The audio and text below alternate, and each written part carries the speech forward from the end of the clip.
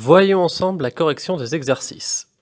Alors, dans le premier, c'était des soustractions. Donc on va les corriger assez rapidement. 34 moins 4. Alors j'enlève 4 unités à 34, il me reste 30. Ensuite, on va faire 46 moins 36.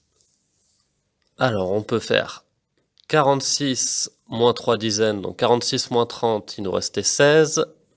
Et 16 moins 6, c'est égal à 10. On trouvait 10. 42 moins 4.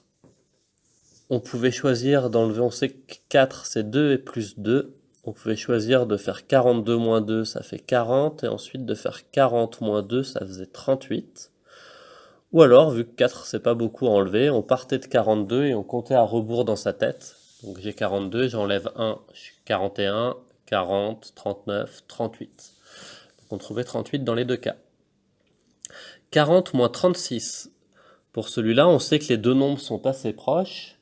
On pouvait se demander combien je dois rajouter à 36 pour arriver à 40. Donc je pars de 36, je rajoute un, ça fait 37, puis je rajoute un deuxième, ça fait 38, un troisième, ça fait 39, et je rajoute un quatrième, ça fait 40. Donc 40 moins 36 est égal à 4.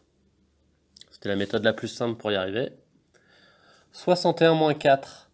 Je sais que 4 c'est 1 plus 3. Donc je pouvais faire 61 moins 1, ça fait 60, et 60 moins 3, ça fait 57. Ou alors je comptais à rebours directement, 61, j'enlève 4, donc j'enlève d'abord 1, 61 moins 1, 60, 61 moins 2, j'arrive à 59, moins 3, 58, moins 4, 57. Et pour le dernier, j'avais 43 moins 36. Donc là, ce qu'on pouvait faire, c'était commencer par enlever les dizaines de 36. On sait que 36, c'est 30 plus 6. Donc on faisait 43 moins 30, il nous restait 13. Et 13 moins 6 est égal à 7. Voilà pour les soustractions. Donc si vous avez tout bon, c'est parfait. Si c'est pas encore tout bon, on va continuer à vous entraîner sur les soustractions en sachant que, comme on l'a déjà vu, il faut à chaque fois essayer d'adopter la meilleure méthode. Il y a plusieurs méthodes possibles. Alors par exemple, on s'est dit 40 moins 36, c'est deux grands nombres assez proches. Le plus simple, c'est souvent de trouver le complément. Donc combien je dois rajouter à 36 pour arriver à 40, par exemple. Ça dépend vraiment de vos calculs pour utiliser le procédé, le bon, le plus rapide. Exercice suivant. Alors il était plus compliqué et ressemble un petit peu à ceux que vous avez fait hier. Donc qu'est-ce qu'on devait faire? On avait trois produits, ça ressemble à nos trois enveloppes d'hier. On avait trois produits, produit A, produit B, produit C. Les produits, ce sont des opérations de multiplication, on se rappelle. On devait ranger ces produits de celui qui correspond au plus petit résultat à celui qui correspond au plus grand résultat. Vous pouviez dessiner, calculer, écrire, mais le tout c'était d'avoir une vraie méthode et de ne pas faire ça au hasard. Alors si vous reprenez un petit peu ce qu'on a vu hier, pour faire 46 x 5, pour savoir combien ça fait, je m'intéresse d'abord aux unités.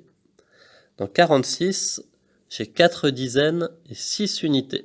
Si je m'intéresse aux unités, je regarde ces 6 unités, et vu que j'ai 5 groupes, c'est 5 x 46, je fais 5 x 6. 5 x 6 unités, ça fait 30. 30 unités. C'est pour ça que c'est important de bien connaître ces tables de multiplication. Donc 5 x 6, on est à 30 unités. Je les mets de côté, et je vais maintenant m'intéresser aux dizaines. Donc on se rappelle, dans 46, on avait 4 dizaines et 6 unités. Si je m'intéresse uniquement aux dizaines, vu que c'est 46 x 5, le x 5, je fais 5 fois les 4 dizaines. 5 fois 4, ça fait 20. Donc 5 fois 4 dizaines, ça fait 20 dizaines. Je me note ce que j'ai obtenu. J'ai donc obtenu 30 unités et 20 dizaines. Alors 30 unités, les unités c'est facile, ça reste 30. Et 20 dizaines, si je les transforme aussi en unités, 20 dizaines, ça fait 200 unités. On a vu comment multiplier par 10. Si on replace dans notre tableau 20 dizaines, on rajoute le 0 des unités derrière et ça fait 200. On a donc 200 plus 30. Au total, le produit A vaut 230. Donc 46 x 5 est égal à 230.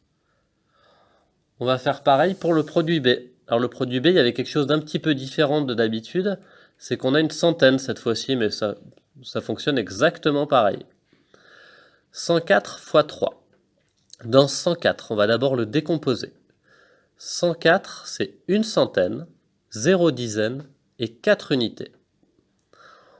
On va commencer par les unités. Donc j'ai 4 unités. Vu que c'est 3 fois 104, je vais faire 3 fois mes 4 unités. 3 fois 4, ça fait 12. J'obtiens donc 12 unités. J'ai 0 dizaine, donc 3 fois 0, ça fait toujours 0. On se l'est déjà dit, quand on fait fois 0, c'est fois rien. Donc si je te donne une fois rien, ou 3 fois rien, ou 10 fois rien, tu n'as toujours rien à la fin. Donc on met de côté les dizaines, il y en aura toujours 0. Et on regarde les centaines. J'ai une centaine. Donc je fais 3 fois une centaine, ça me donne 3 centaines. 3 fois 1. J'ai donc 3 centaines, ce qui correspond à 300, et 12 unités. 300 plus 12, le produit B vaut 312. Donc 104 fois 3, ça fait 312. On va faire pareil pour le produit C. Dans le produit C, j'ai 217 fois 2. Je regarde d'abord 217, je le décompose. Dans 217, j'ai 2 centaines, une dizaine et 7 unités. Je vais d'abord m'occuper des unités. Donc j'ai 7 unités, c'est 217 fois 2, donc c'est comme si j'avais 2 paquets. 2 fois 7 unités, ça fait 14 unités. Je m'occupe ensuite des dizaines.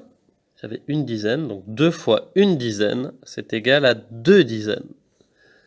Puis après, je regarde les centaines, j'avais 2 centaines. Je fais 2 fois 2 centaines, ça me donne 4 centaines.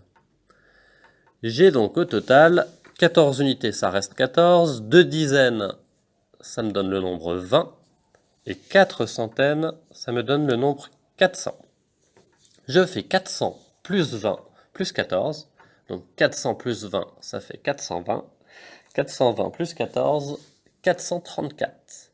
Le produit C vaut 434.